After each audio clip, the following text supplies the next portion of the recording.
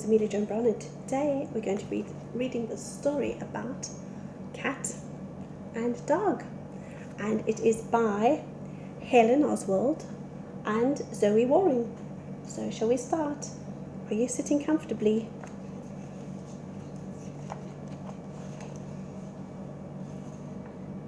Cat slept in the day and Dog slept at night. You can tell it's a day and a night because the cat's in a light area and the dog is in a dark area. But every evening as the sun went down, they met for a scrap. Do you know what a scrap is? Scrap is like a play fight. It's not a real fight. They're pretending to fight, and you can see that they're happy because they're smiling. It's not a real fight. But one such evening, Dog and Cat scrap turned into a big argument. Can you see? It's evening because it's looking all dark. And you can see it's outside because there's trees and plants and bushes. And we can see a whole pile of gardening equipment. I can see a watering can and a little spade and some tiny pots. I can also see a squirrel running up and down the tree. And I can see a bench outside. So it's evening. Is it true that cats can see in the dark? Asked the dog. Of course, I'm over here. You silly dog, hissed the cat. Sss. But the dog can't see the cat because it's dark. Well, I don't believe it, barked the dog. Woof, woof, woof. Ouch! Why don't cats sleep in the night like everybody else? Howled the dog. The dog had an apple hit his head. The cat threw the apple on the dog's head.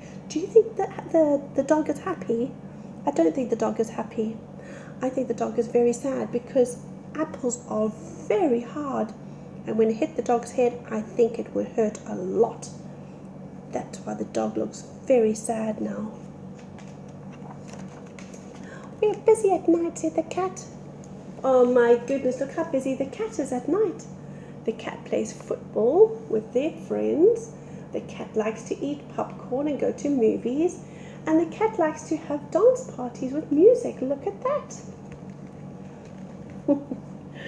Oh, silly cat. Your life's all upside down. Oh, no. I don't think they're happy anymore. I think the cat and the dog are not happy at all. Look at their faces. I think they're starting to get a bit grumpy. I think they're starting to get a bit angry. Oh no, it isn't, said the cat. Oh yes it is, said the dog. And the cat and the dog turned their backs on each other, and it was the biggest argument that they'd ever had. Now I definitely think that they're angry with each other. I don't think they liked what they said about each other. I don't think they liked the apple being thrown on the head. I don't think they like being teased about having upside down lives. I don't think they're feeling very friendly at the moment.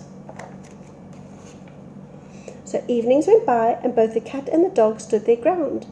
Dog only came out during the day and the cat only came out at night. But deep down, cat missed scrapping with the dog and the dog missed fighting with the cat. But they were both too stubborn to say anything. Now look, they don't look very sad anymore. Now they look like they miss each other.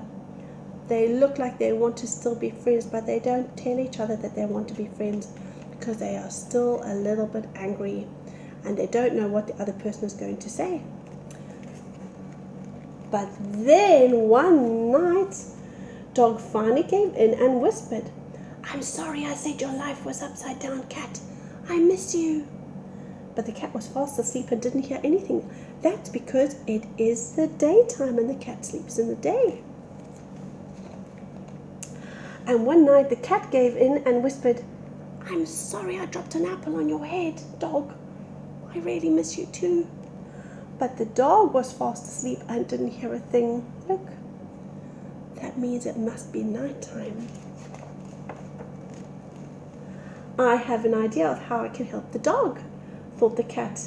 I help dogs stay awake all night. Can you see the idea?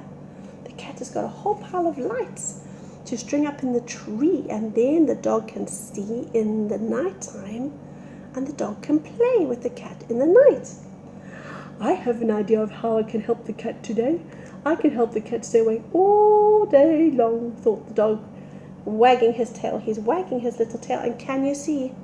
The dog has a whole pile of pots and pans and utensils. There's even a potato masher, and that makes a lot of noise. So maybe the dog is going to keep the cat awake by making noise. And you can see, it's washing day. They've got a whole pile of washing on the washing line. They've got underwear, and they've got trousers, and they've got a shirt. Bang, bang, bang, bang. The dog did bang the pots and the pans and the metal utensils, including the potato masher. Oh my goodness. Ah!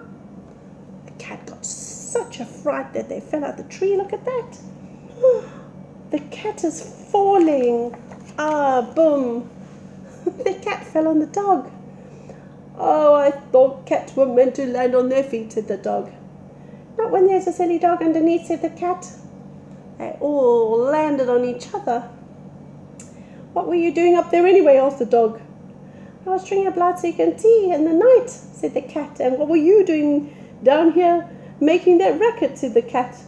I was trying to help you stay awake so you could fight all day, said the dog. So they were trying to help each other. You're barking mad, said the cat. Well, you're hardly perfect, said the dog.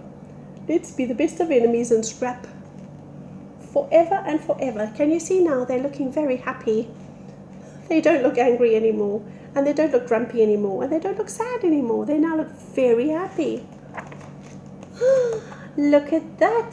So every evening from then on, the two friends scrapped happily ever after. So now they are playing, fighting every evening, and they look very happy. They are friends again. They're not fighting with each other properly anymore. They're now just pretend fighting, and they're having fun. That's the end of the story. Which was your favorite bit in the story? I think my favorite bit of the story was when the cat landed on the dog, when they were making up and becoming friends again. So that's the story. I hope you enjoyed it. I'll see you next time. Bye.